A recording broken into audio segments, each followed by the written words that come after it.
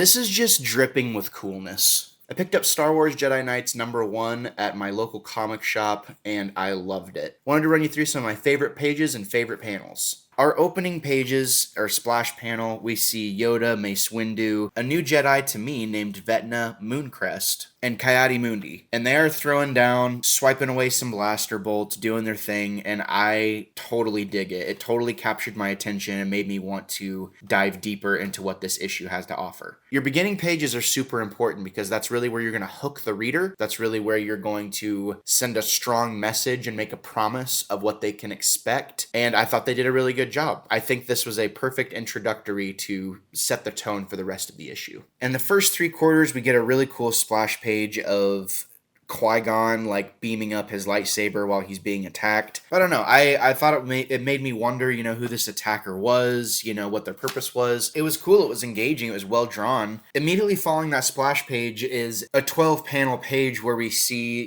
kind of this duel happening. And I thought it was really well done. There wasn't a ton of dialogue, but like we got some good sound effects in combination with some good action happening. And yeah, like I really liked that. Usually you don't see a ton of panels on one page like that, but this is a really good way to do it, in my opinion. Then later on, towards the middle of the book, we get 2 panels that stuck out to me that I really enjoyed. We see all of the Jedi Council getting together. Some of them are together in person, some of them together via hologram. And I've always liked this idea since I was a little kid, that all these people are kind of like in different places, basically coming together on a Zoom call. Like I don't know. Like I love that idea. I love the way it's being represented here, and I think it looks really cool on the page. The way it's laid out in conjunction with the way the lettering is laid out makes for a really nice reading experience that you can like allow the scene to really come to life. On the following page, we got a panel. It's just beautiful colors of this ship on Vakura. I really like the choice with the color, and I don't know, it just really stuck out to me. It made me stop and look. Before we get to my absolute favorite sites in this issue, I wanted to give some honorable mentions. There's a really cool double splash page. You're getting to see narration boxes from Mace Windu and Yoda in conjunction with how they're negotiating with someone and telling them about how Jedi take care of their business. And we see Jedi in different panels doing different things that are really cool looking. And this page was just awesome. Like I love Star Wars, but I particularly love Jedi lore. So seeing this, it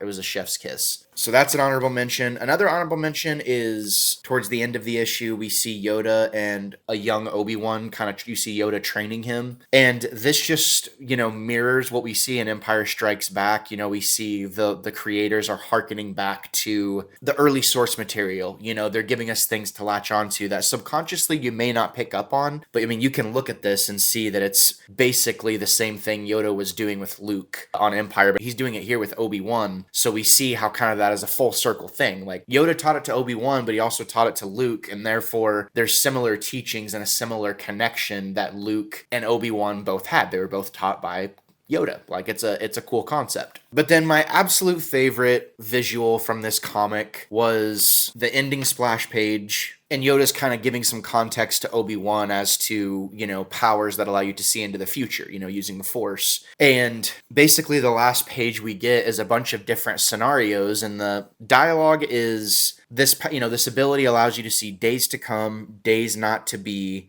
and days that may yet be. So we get to see Yoda looks like a Sith here. We see Mace Windu doing some interesting things. We see all these different pictures of things that may or may not happen, but yet the visuals are so strong it makes you wonder, what if, and what kind of story are they going to be trying to tell me here? Now, granted, we know that some of the things we see in this issue at the end, they shouldn't happen based on where we're at in the timeline. But again, I appreciate that detail because they're trying to appeal to people that may have never read a comic book before and may have never read a Star Wars story before. This book really impressed me. I really enjoyed it, and I am anxiously awaiting the next issue. So April, get here. Anyways, that's my thoughts for Jedi Knights issue 1, and I will see you on the next one.